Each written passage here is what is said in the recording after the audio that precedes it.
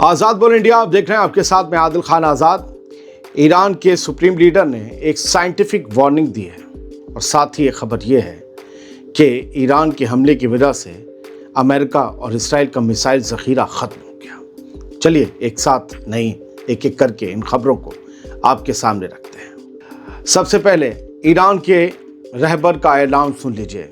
फौजी और साइंस ताकत अब पूरी रफ्तार से आगे बढ़ेंगी, आयतुल्लाह ख़ामनेई ने कहा है।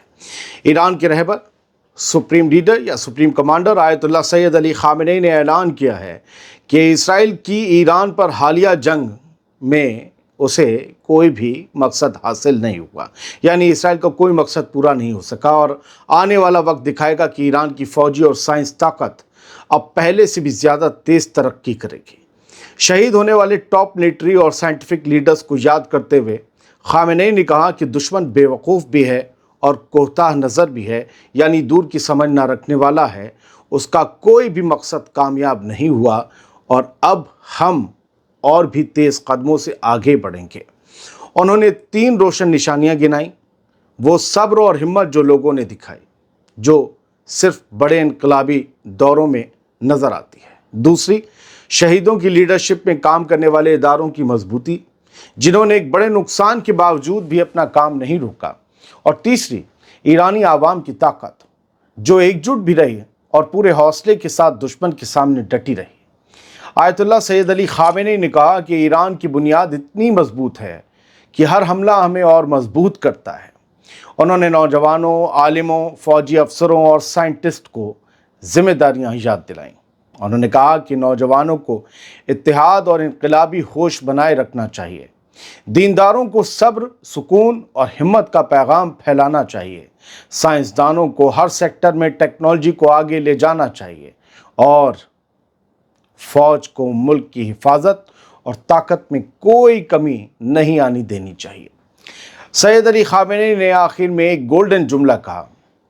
उन्होंने कहा कि शहादत बहुत बड़ा दुख है, लेकिन उससे भी बड़ी ताकत मिलती है और हमारी ताकत अब 2 गुनी रफ्तार से बढ़ेगी, साइंस भी, फौज भी। अब अगली खबर का रुख करते हैं, जिसमें ईरान की तरफ से अमेरिका और इसराइल के नुकसान की बात है। अमेरिकी मिसाइल स्टॉक में ख़तरनाक कमी है। ईरानी हमले के बाद इस खबर को लेकर पेंटागन में हड़कंप मच गया है। ईरान के प्रेस टीवी के मुताबिक अमेरिकी अखबार वॉल स्ट्रीट जर्नल ने एक बेहद चौंकाने वाली रिपोर्ट जारी की है, जिसमें दावा किया गया है कि ईरान के जवाबी हमले के दौरान इसराइल की हिफाजत में झोंके गए अमेरिकी मिसाइल सिस्टम अब ख़तरनाक तौर पर खाली हो चुके हैं। ये जून 2025 के हमलों की बात हो रही है। सबसे पहले थार्ड सिस्टम का ही हाल समझ लीजिए। 25 जुलाई को शाया हुई इस रिपोर्ट के मुताबिक अमेरिका ने अपने सबसे advanced terminal high altitude area defence यानी थार्ड सिस्टम के 2 यूनिट इसराइल की मदद को भेजे, यानी अपने कुल स्टॉक का 1/3 हिस्सा इसराइल भेज दिया। इसके बावजूद ईरानी मिसाइलें इसराइली डिफेंस सिस्टम्स को चीरती रहीं। 150 से ज़्यादा थर्ड इंटरसेप्टर्स दागे गए, जो पेंटागन के पास मौजूद कुल इंटरसेप्टर्स का 25% है। अब सिर्फ इन्हें दोबारा भरने में ही $2 अरब और 1 साल से ज़्यादा का वक्त लगेगा। कितना बड़ा नुकसान हो गया अमेरिका का ईरान को रोकने में। और डिफेंस कंपनी लॉकहीड मार्टिन हर साल सिर्फ ऐसे 100 इंटरसेप्टर्स ही बना सकती है, उससे ज़्यादा नहीं। बात सिर्फ थर्ड की नहीं है। इस रिपोर्ट के मुताबिक पैट्रियट सिस्टम से लेकर नेवी तक सब थक गए। पैट्रियट मिसाइल सिस्टम से लेकर नेवी के स्टैंडर्ड मिसाइल 3 तक हर तरफ कमी ही कमी है। नेवी के डिस्ट्रॉयर्स बीच जंग में बेस पर लौटने पर मजबूर हो गए, क्योंकि वो समंदर में रीलोड नहीं कर सकते। इनके अलावा इस्राएली सिस्टम भी बैठ गए। इसराइल के पास मौजूद एरो, डेविड स्लिंग और आयरन डोम जैसे एयर डिफेंस सिस्टम, सबका स्टॉक खत्म होने की कगार पर पहुंच गया था ईरान की मिसाइलें रोकने के चक्कर में। एक अमेरिकी अफसर ने माना, अगर ईरान कुछ और मिसाइल्स दाग देता तो एरो 3 भी पूरी तरह खत्म हो जाता। इस रिपोर्ट के आने के बाद वॉशिंगटन में खलबली मच गई है। अब पेंटागन और अमेरिका की कांग्रेस यानी पार्लियामेंट दोनों को समझ आ गया है कि हालात बुरे हैं। वाइस एडमिरल जो अमेरिका के हैं ब्रैड कूपर, उन्होंने अमेरिकी कांग्रेस यानी वहां की पार्लियामेंट में वार्निंग दी है कि हमारे पास जितनी म्यूनिशंस होनी चाहिए थी वो नहीं है, हथियार हमारे पास कम है।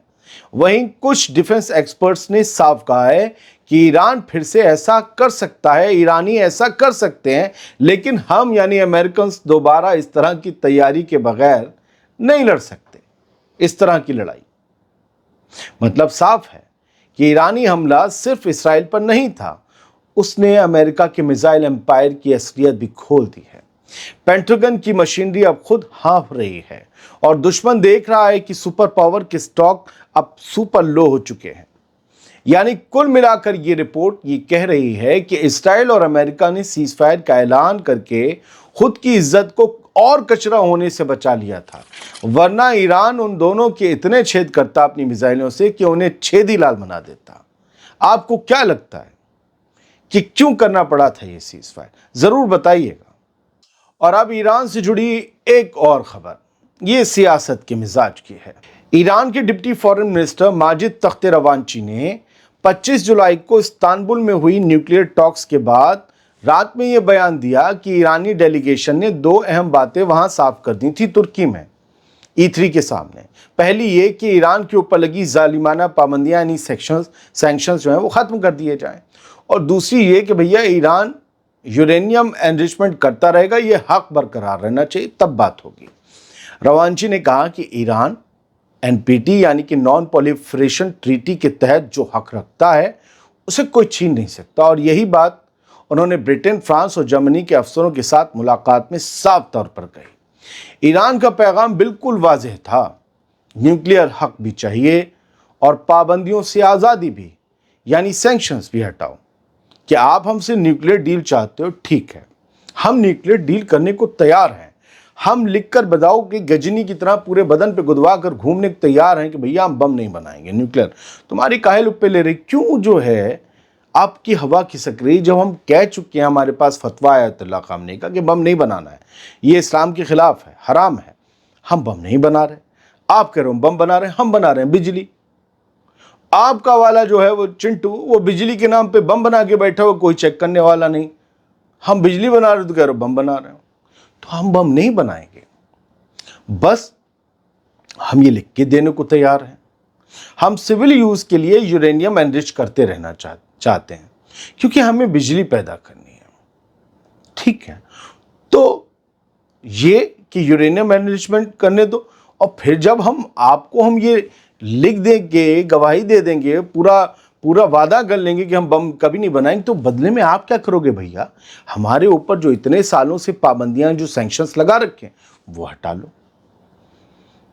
तो नहीं, ईरान हो चाहे कोई भी मुस्लिम ममालिक हो, उसके ऊपर वेस्ट सिर्फ अपनी मर्जी थोपना चाहता है और बदले में वो सब करवाना चाहता है जो वो चाहते हैं, देता कुछ नहीं उन्हें। ईरान कह रहा है कि हम डटे रहेंगे, अपना हक लेके रहेंगे, साढ़ा हक ऐथे रख, फिर बाकी बक। बहुत बहुत शुक्रिया। सलामत रहिए, खुश रहिए।